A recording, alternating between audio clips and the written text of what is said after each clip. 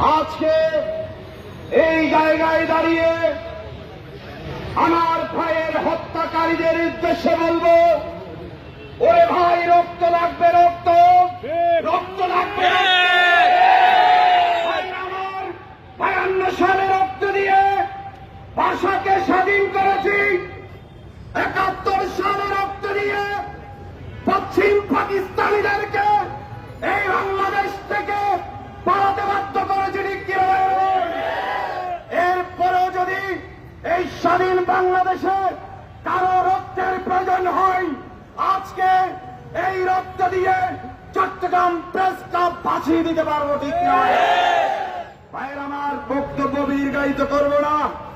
রুমিন ফারহানা বিএনপির নেত্রী বলেছেন 7 মাসে 2175 জন খুন হয়েছে। ওগো সরকারকে জিজ্ঞাসা করতে চাই, আপনারও কি লাশের প্রয়োজন আছে? আমরা লাশ দিতে প্রস্তুত আছি। তারপরেও এই বাংলার জমিন থেকে নারায়ে তাকবীর, নারায়ে রিসালাতের স্লোগান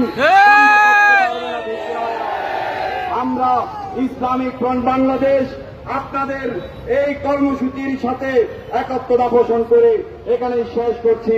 আসসালামু আলাইকুম ওয়া রাহমাতুল্লাহি ওয়া বারাকাতুহু।